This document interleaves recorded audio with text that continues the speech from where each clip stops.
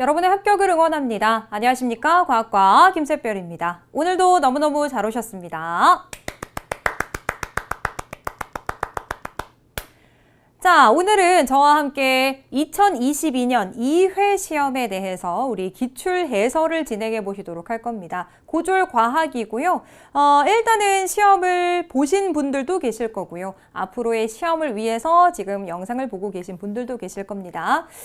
일단 앞으로 이번 시험을 바탕으로 해서 앞으로의 출제 경향을, 출제가 어떻게 될지 예측을 한번 말씀을 드려보자면 난이도가 점점 상승할 것으로 보여지고 있습니다. 지금의 시험 같은 경우도 난이도가 조금 있었어요. 느끼셨겠지만 난이도가 점차적으로 조금씩 상승을 하고 있습니다. 좀 제가 겁을 드리려고 그러는 건 아니고요. 만약에 준비하고 계신 분들이 계시다면 조금 더 철저하게 준비를 해주셔야 된다는 의미에서 말씀을 드리는 거고요.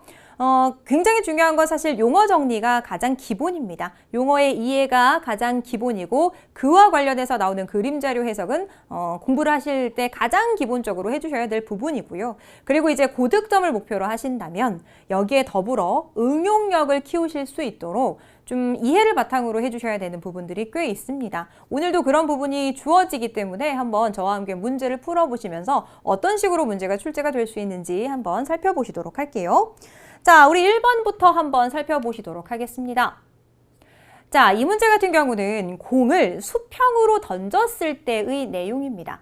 자, 수평 방향으로 던져진 공의 위치를 같은 시간 간격으로 해서 나타냈는데요. 자, 이것을 수평 방향으로 한번 살펴봐 주시면, 자, 수평 방향으로 봤을 때 공이 지금 보세요. 간격만 보시는 거예요. 간격만. 수평 방향의 간격은 일정합니다. 왜냐하면 수평 방향 같은 경우는 힘이 따로 작용하지 않아요. 그렇기 때문에 여기 같은 경우는 속력이 일정합니다.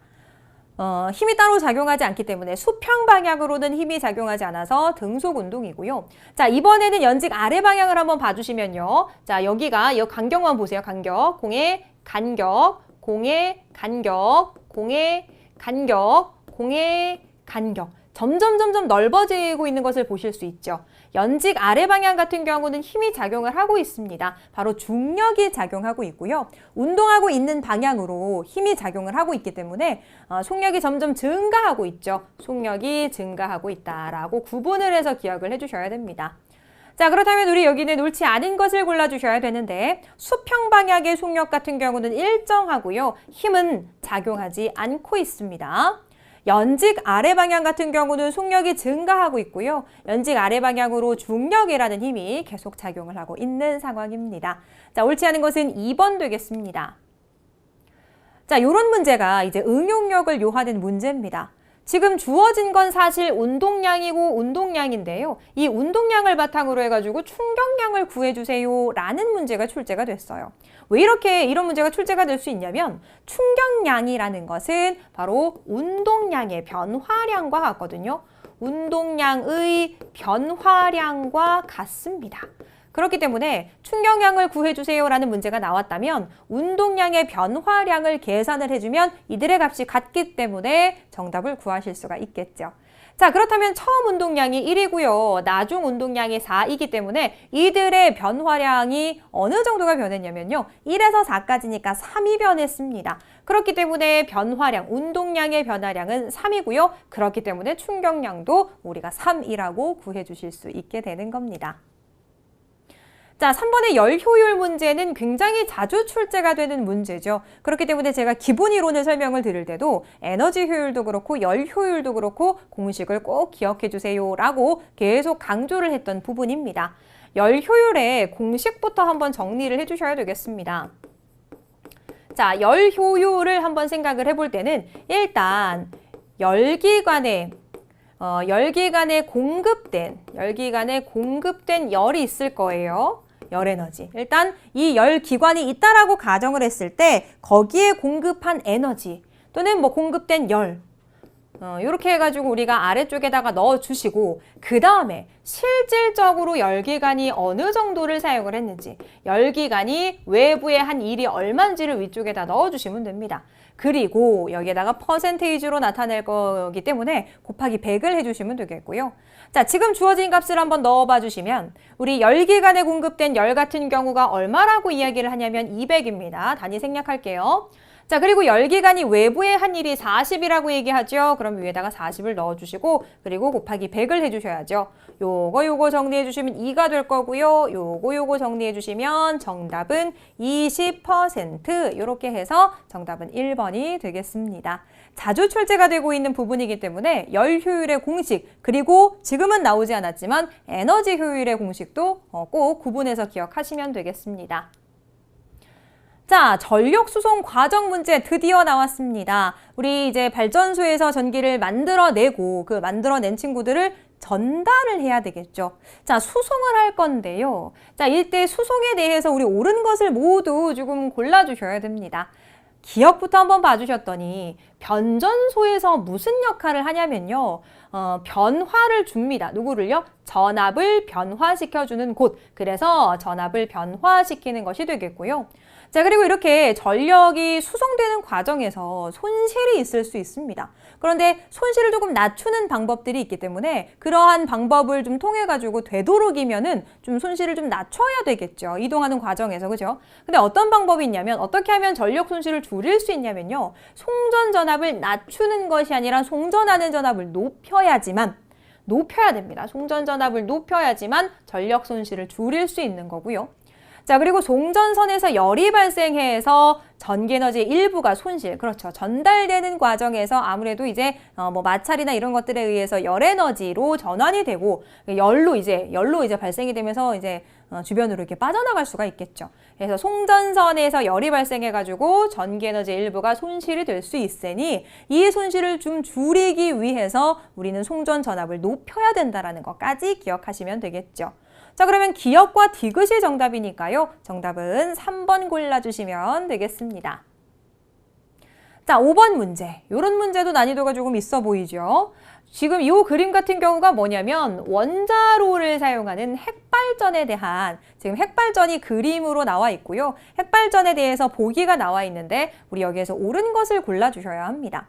핵발전이라는 건 말 그대로 핵을 이용한 발전이라고 생각을 해주시면 되는데 일반적으로 모든 걸 핵을 이용해서 이렇게 발전을 할 수 있는 것이 아니라 좀 무거운 우라늄 같은 거 있잖아요. 무거운 그런 우라늄 같은 경우를 이용을 합니다. 그래서 이 친구들은 어떻게 하냐면 원자핵 있죠. 원자핵이 분열할 때 에너지가 발생을 할 수 있는데 그 에너지로 물을 끓입니다. 물을 끓여서 물이 수증기로 되면 그 수증기가 터빈을 돌리면서 결과적으로 이제 발전, 전기 에너지를 만들어내는 과정인데요. 자, 일단 이 과정에서는 이 발전이 일어나는 과정에서 사실 여기는 방사성 폐기물이 발생할 수 있다는 큰 단점이 있습니다. 그죠?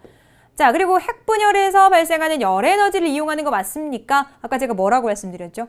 그 무거운 우라늄 같은 친구들의 핵이 분열이 되면서 에너지가 나오는데 그 에너지로 물을 끓여요.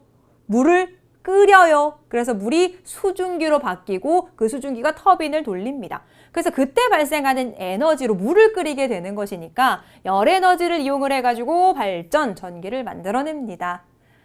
자, 발전 과정에서 매출되는 이산화탄소의 양이 화력발전보다 많다라고 얘기하는데요. 화력발전 같은 경우는 그 연료에 탄소가 들어가 있는 경우가 꽤 많아요. 그렇기 때문에 탄소를 연소시키면 대부분 이산화탄소가 화력발전 같은 경우는 이산화탄소가 많이 생성되는 편이고 핵발전 같은 경우는 사실 만들어지는 이산화탄소의 양이 굉장히 적습니다. 그래서 생각을 해볼 때 만들어지는 이산화탄소의 양이 적으니까 너무 좋다라고 생각할 수 있지만 단점으로는 발전 과정에서 이런 방사성 폐기물이 나올 수 있다는 단점이 있기 때문에 그렇기 때문에 또 서로의 또 장점과 단점이 이렇게 확고히 이제 좀 구분이 되는 거죠.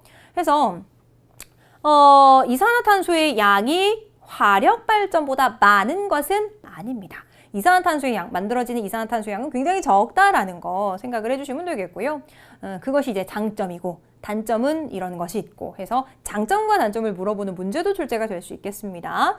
자, 기역과 니은이 되기 때문에요. 정답은 3번 이렇게 골라주시면 되겠습니다. 자, 6번입니다. 요런 용어를 물어보는, 의미를 물어보는 좀 기본적인 문제인데요. 태양 전지를 이용을 합니다. 태양 전지를 이용을 하게 되면 어떻게 되냐면 태양에서 빛에너지가 오잖아요. 태양의 그 빛에너지를 이용을 해서 무엇으로 바꾸냐면 전기에너지로 직접 전환합니다. 여기서 굉장히 큰 힌트는 태양의 빛에너지를 이용을 합니다. 라는 거예요. 그리고 지금 전기를 직접 발전을 하기 때문에 발전이잖아요. 그렇기 때문에 발전이고 태양의 빛을 이용하니까 태양광 발전이고요. 수력 발전 같은 경우는 이제 높은 곳에 물이 있는 상황, 예를 들어서 댐에 물이 고여 있는 상황이라고 생각을 해주시고, 댐에 수문을 열었을 때 높은 곳에서 물이 이렇게 떨어지죠. 물이 위치 에너지를 가졌을 텐데, 물을 이제 수문을 열게 되면 위치 에너지를 가진 물이 아래쪽으로 내려오면서 위치 에너지가 운동 에너지로 바뀌고요. 그것에 의해서 또 터빈을 돌릴 수 있을 것이고, 그러면서 발전을 할 수 있겠죠. 그리고 풍력은 어때요? 풍력. 아주 큰 선풍기 날개 같은 그런 팬이 있고 바람이 잘 부는 곳에서 그 프로펠러 날개가 돌아가겠죠. 그러면서 발전이 이루어질 것이고, 화력 발전 같은 경우는 연료를 태웁니다. 화력, 태워요. 태우면서 그 연료를 태우면 또 열이 발생하니까 그 열이 물을 끓이고 물이 수증기가 되면서 또 터빈을 돌리면서 또 전기 에너지를 만들어낼 수 있는 발전들 되겠고요. 자, 지금은 태양의 빛 에너지를 전기 에너지로 직접 전환합니다. 태양 전지를 이용해서 그것은 태양광 발전 되겠죠. 자, 주기율표입니다. 주기율표의 일부가 지금 나오고 있고요. 주기하고 족이라는 게 나오는데요. 자, 주기라는 것하고 족이라는 것이 이렇게 그림이 나오면 여러분들이 되게 헷갈려 하시더라고요. 정확하게 기억하셔야 될 건 주기라는 것은 가로줄이에요. 그리고 족이라는 것은 세로줄이에요. 이걸 좀 기억을 해주셔야 됩니다. 주기가 왜 선생님 근데 여기에 이렇게 나왔습니까? 라고 물어보신다면, 자, 여기가 지금 1주기, 2주기. 1이라고 되어 있는 게 여기가 1주기, 여기가 2주기. 이렇게 기억하시면 돼요. 그리고 여기가 조기 1, 2 이렇게 나왔는데 1족, 2족 이렇게 봐주시면 됩니다. 자, 해서 여기가 이렇게가 주기 이렇게 되는 거고, 족은 여기, 그 다음에 여기 이렇게가 족, 이렇게 생각해 주시면 되겠죠. 자, 그렇다면 문제. 가와 나는요, 같은 족입니까? 얘는 1족이고요. 얘는 17족이니까 같은 족 아니고요. 그럼 같은 주기입니까? 자, 이 주기에 포함되니까 네, 같은 주기. 원자 번호는 누가 크냐면 뒤에 있는 친구가 크죠. 왜냐면 뭐 1, 2, 3, 4 이렇게 가기 때문에, 그죠? 그리고 얘 같은 경우는 뭐 수소, 헬륨 이렇게 있고 그 다음에 3, 4, 5, 6, 7 이렇게 가니까 아무래도 가보다 나가 원자 번호가 크죠. 가가 큰 것이 아니라 나가 크다라고 봐주시면 되겠고, 자, 그리고 가 같은 경우는 금속입니다. 금속, 그리고 나는 비금속 이렇게 되겠죠. 자, 그래서 옳은 것을 골라주시면 정답은 2번 되겠습니다.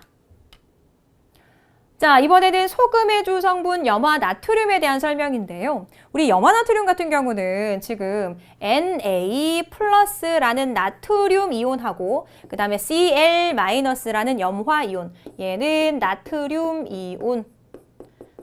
이온이고요. 그 다음에 얘는요 염화 이온입니다.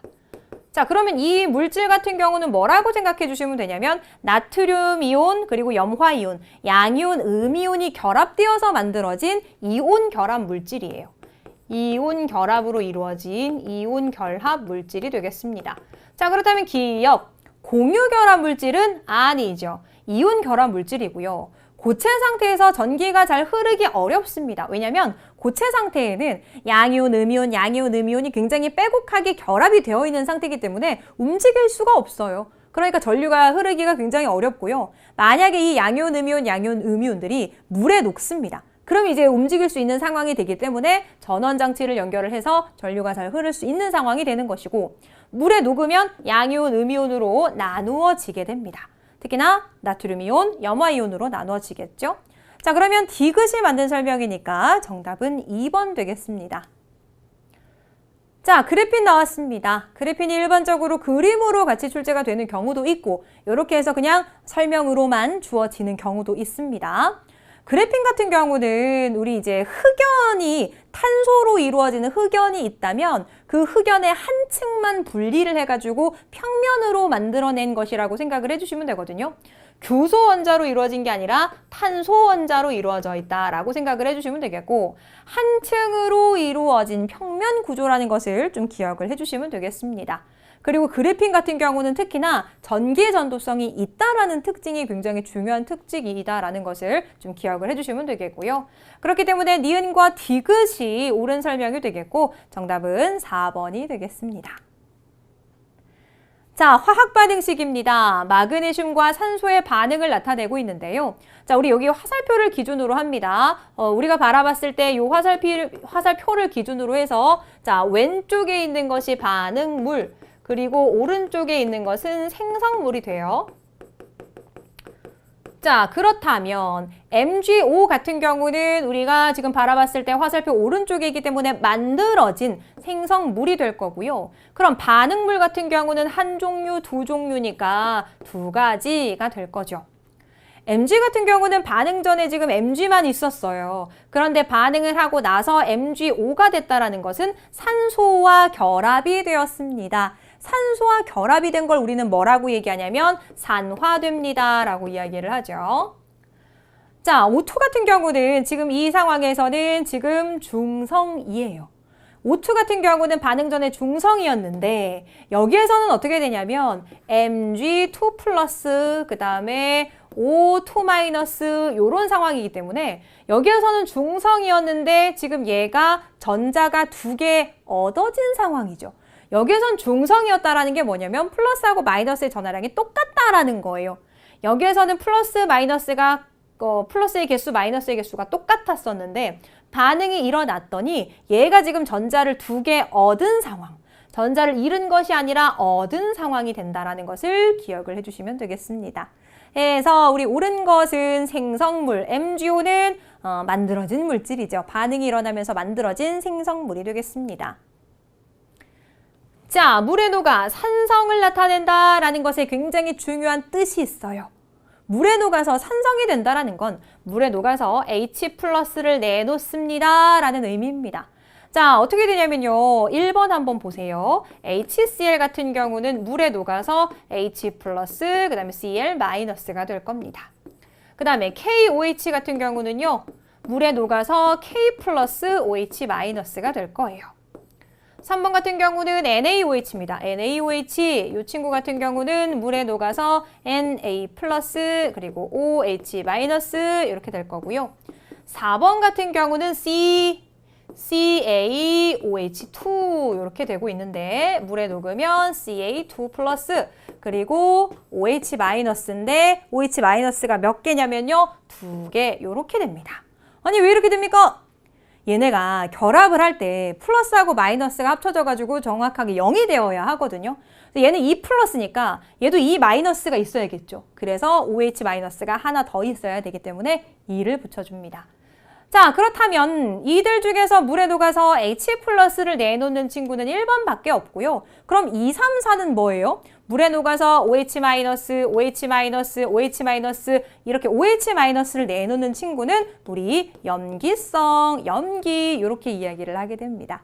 그래서 산성과 염기성, 산과 염기의 특징, 정의를 기억을 해주셔야 되겠습니다.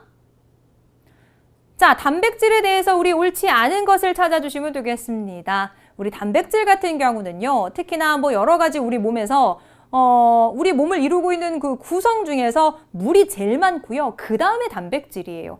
우리 몸의 뭐 항체의 주성분이기도 하고요. 세포막을 구성하기도 합니다. 그런데 단백질이라는 것을 이루고 있는 기본 구성이 기본 그 단위체가 누구냐면 포도당이 아니라 아미노산이에요. 아미노산. 아미노산이 한 20여 가지 정도가 있는데 이런 아미노산과 아미노산이 결합하면서 물 분자가 빠져나오면서 결합이 이루어지거든요. 이걸 뭐라고 얘기하냐면 바로 펩타이드 결합이 이루어졌다라고 표현을 합니다. 그래서 아미노산이라는 친구들이 단위체가 아미노산인데 그 친구들이 펩타이드 결합으로 연결되어서 단백질이 이루어지게 됩니다. 그럼 옳지 않은 것은 단위체가 포도당이 아니라 아미노산이라는 것으로 고쳐주시면 되겠죠. 자, 13번 문제 한번 살펴보도록 합니다. 13번 세포의 구조고요. 특히나 이 세포는 누구냐면요. 바로 식물세포라는 것을 좀 기억을 해주셔야 됩니다. A 같은 경우는 바로 우리 핵이 될 거고요. B 같은 경우는 동글동글 알갱이죠. 리보솜을 이야기하고 있습니다.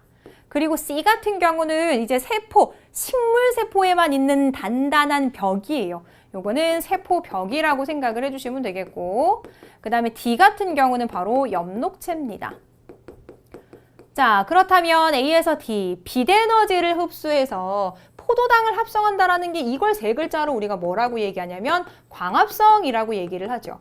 자, 그러면 광합성을 하는 곳은 A, B, C, D 중에 누구냐면요. 바로 엽록체라는 장소에서 광합성을 하기 때문에 정답은 4번 체크해 주시면 되겠죠.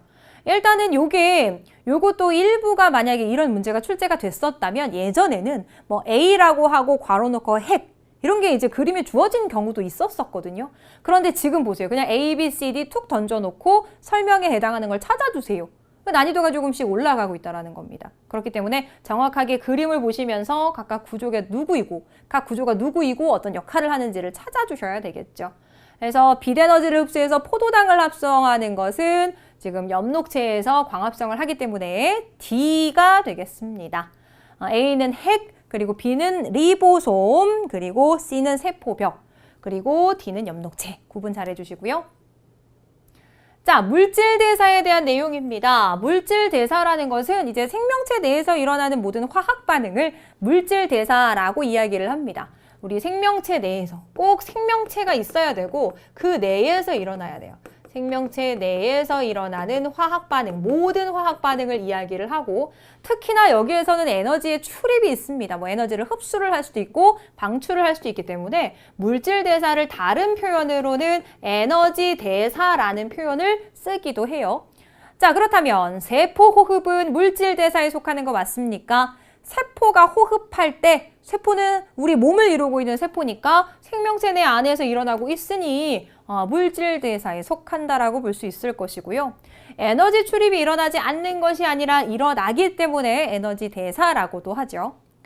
자, 효소. 우리 물질 대사가 일어날 때 효소가 관여할 수도 있는데요. 이 효소 같은 경우는 반응을 빠르게 하거나 아니면 느리게 하거나 이렇게. 그래서 반응 속도를 변화시키는 역할을 하게 됩니다.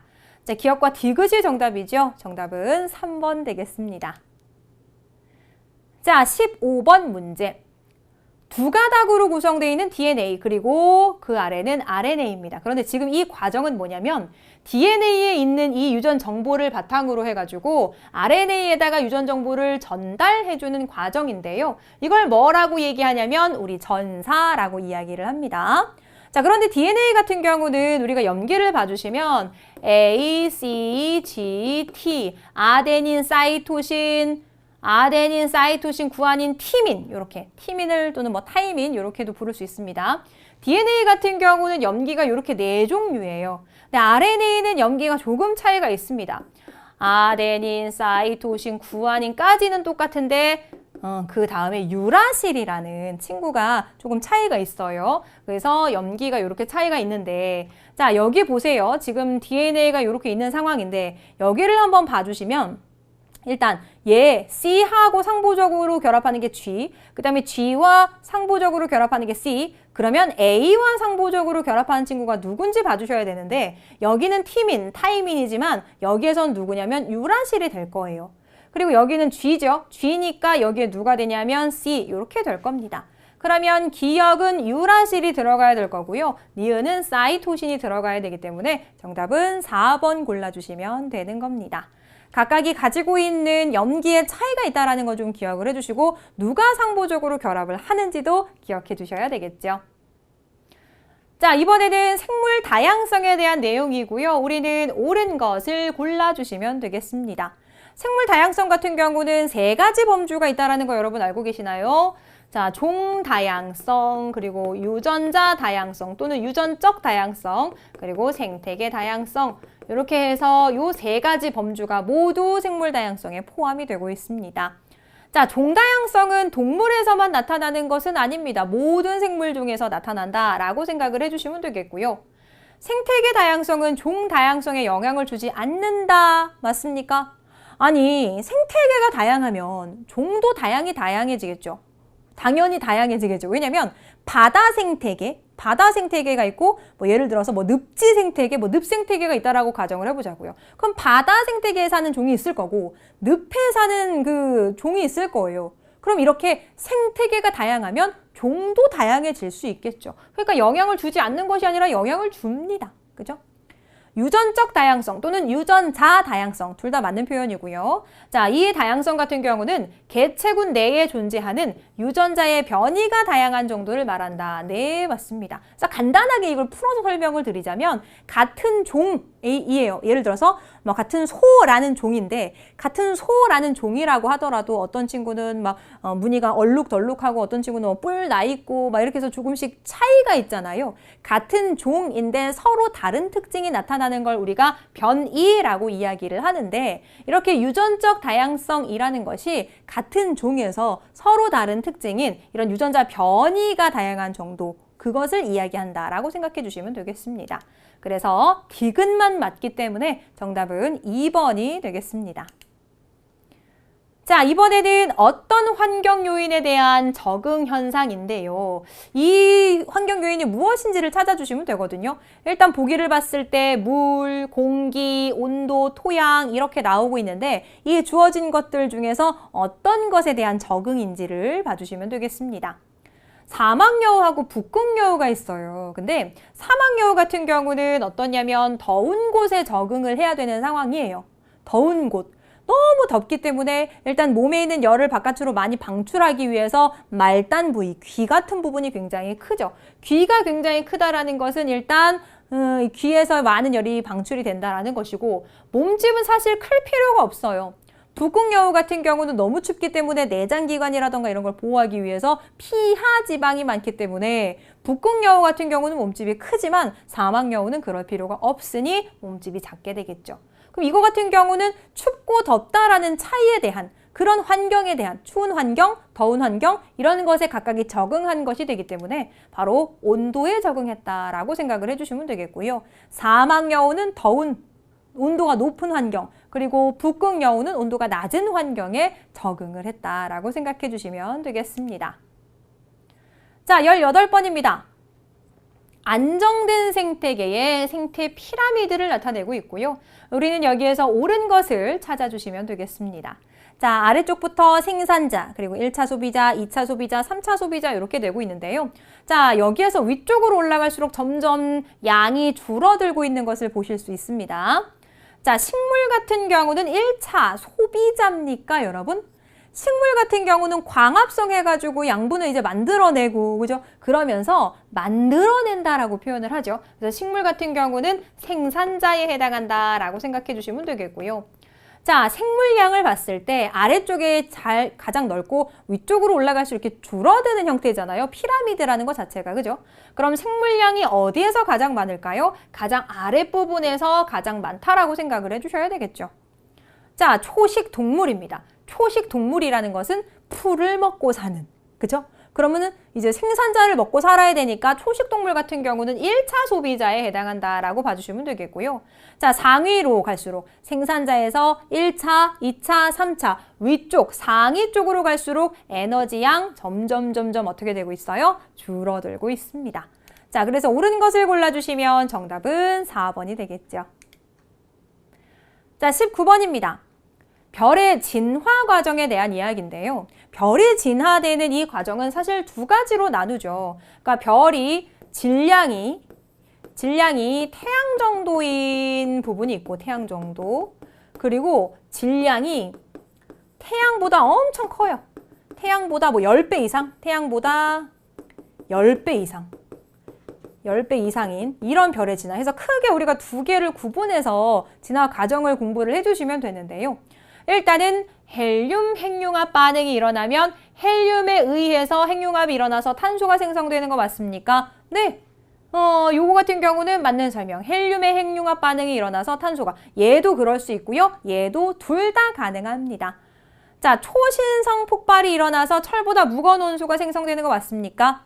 일단 질량이 태양보다 한 10배 이상으로 되게 무거운 그러한 별의 진화에서는 사실 중심에서 핵융합 반응이 계속 일어나서 제일 무거운 친구가 누구까지 만들어질 수 있냐면 핵융합 반응으로 철까지 만들어져요.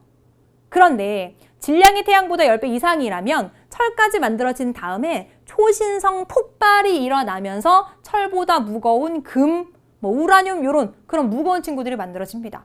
그러면 초신성 폭발로 철보다 무거운 원소 생성되는 거 맞아요? 네, 조금 더 구체적으로 설명을 하자면 질량이 태양보다 10배 이상으로 큰 별일 경우, 그럴 경우 초신성 폭발로 철보다 무거운 원소가 생성이 되는 거죠.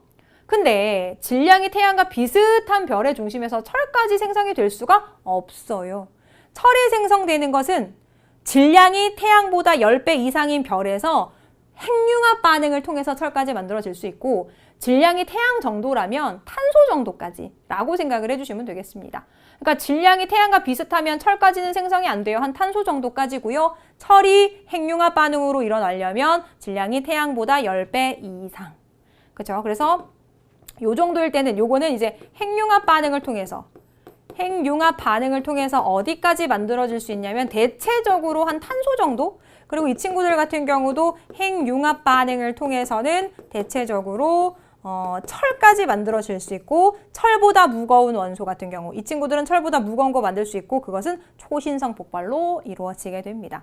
그래서 경로가 조금 달라요. 상대적으로 가벼운 친구는 탄소까지, 완전 무거우면 이제 철까지, 핵융합 반응으로 철까지 만들고, 그 다음에 무거운 원소는 초신성 폭발. 그러면 기억 니은이 정답이기 때문에 정답은 3번 골라주시면 되겠습니다. 자, 우리 지구 시스템의 이 상호작용 같은 경우는 거의 매회 출제가 되는 것 같아요. 자, 식물이 이산화탄소를 대기로부터 흡수한대요. 그러면 여기에서 말하는 식물이라는 건 뭘 생각해 주시면 되냐면, 바로 생물권이구나 라고 생각을 해주시면 되겠고, 그 다음에 이산화탄소를 대기로부터, 이산화탄소 같은 경우를 지금 대기로부터 받는다라고 얘기했으니 기권이 되겠죠. 그래서 기권과 생물권의 상호작용이 되겠습니다. 굉장히 중요한 문제예요. 자주 출제되고 있습니다. 3번이 정답이고요. 자, 지질시대 ABCD를 상대적으로 나타냈습니다. 상대적으로 가장 이렇게 오래된, 지금으로부터 가장 오래됐으면서 길이도 길죠. 이때가 언제냐면 성캄브리아 시대가 되겠고요. 그 다음이 누구냐면 고생대, 그 다음은 중생대, 그 다음은 신생대, 이런 순서가 됩니다.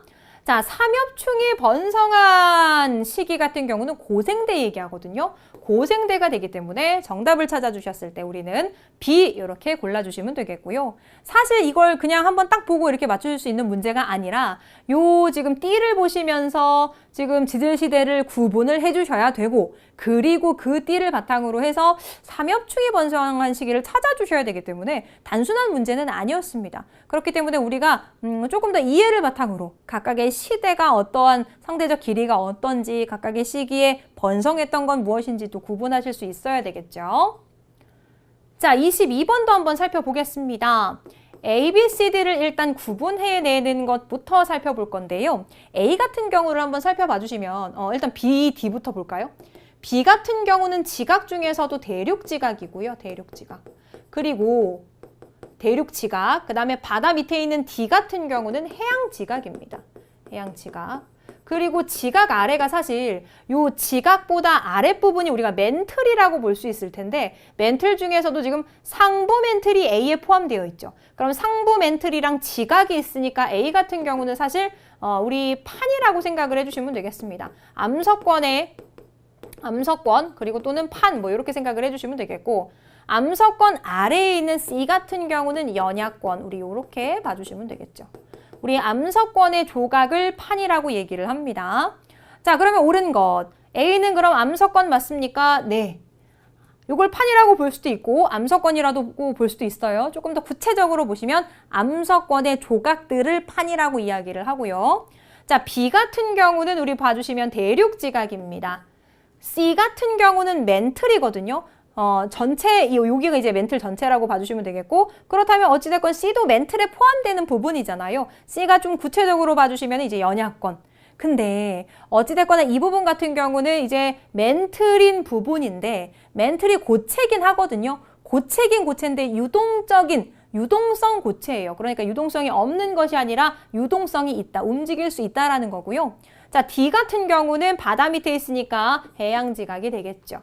그래서 우리 옳은 것을 골라주시면 1번 선택해 주시면 되겠고요. 각 구조를 아셔야 됩니다. 대륙지각, 해양지각, 그 다음에 A 같은 경우는 지각과 상부 멘틀까지 포함하니까 판 또는 판 또는 암석권, A 같은 경우는 판 또는 암석권, 그리고 암석권 아래 같은 경우는 연약권, 이렇게.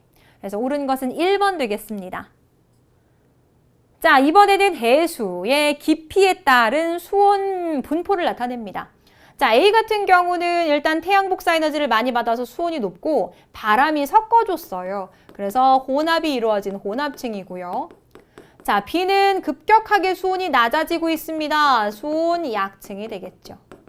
그리고 C 같은 경우는 여기는 거의 수온이 낮으면서 일정한 심해층이 됩니다. 자, 그럼 이것에 대한 설명.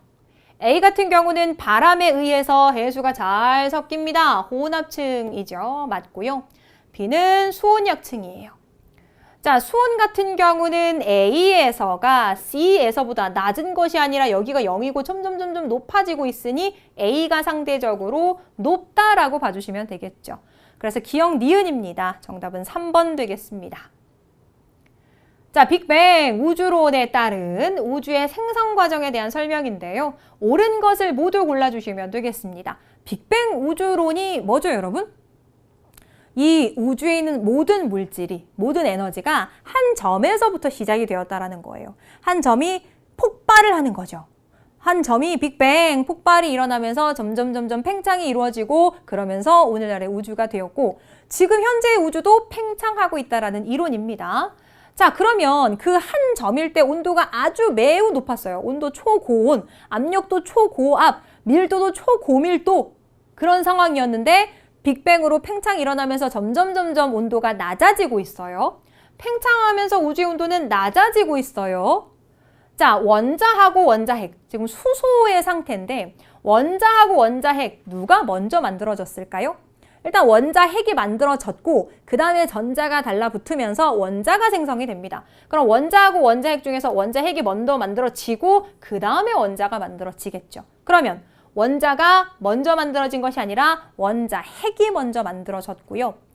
헬륨 원자핵이 수소 원자핵보다 먼저 만들어졌다라고 얘기를 하는데 수소 원자핵은 양성자 하나예요.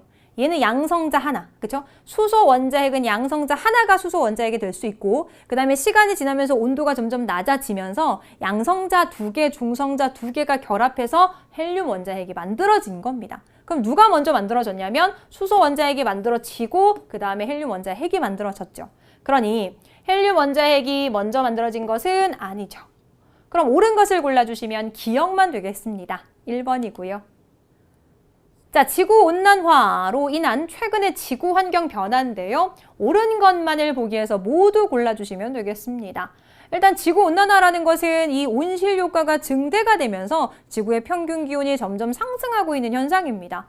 그렇게 되면서 평균 기온이 상승해야 될 거고요. 자, 해수면의 높이는 어떻게 될까요? 일단 빙하도 녹고 있고요. 그리고 이제 열을 받으면 열 팽창이 일어나면서 해수면이 상승이 일어나게 됩니다. 빙하의 분포 면적이 증가하는 것이 아니라 온도가 올라가면서 빙하가 녹으니까 아무래도 빙하의 면적은 줄어들겠죠.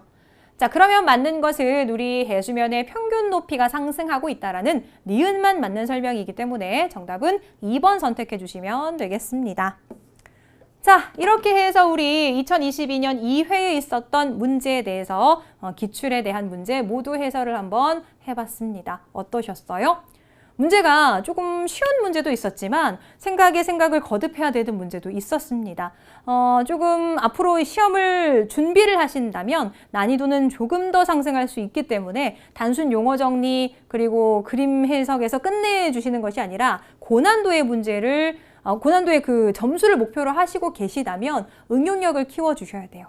여기 있는 문제를 풀어보시면서 이제 문제를 응용해서 출제 문제가 응용돼서 출제될 가능성이 있다라는 걸 꼭 기억을 해주시고 꼭 이제 하나의 개념을 끝나는 것을 기본으로 해주시는 것이 아니라 한번 보시고 또 문제 풀어보시고 그리고 이걸 또 변형해서 출제가 될 수 있고 이런 부분이기 때문에 개념 이해 굉장히 중요하다라는 거 말씀을 드립니다.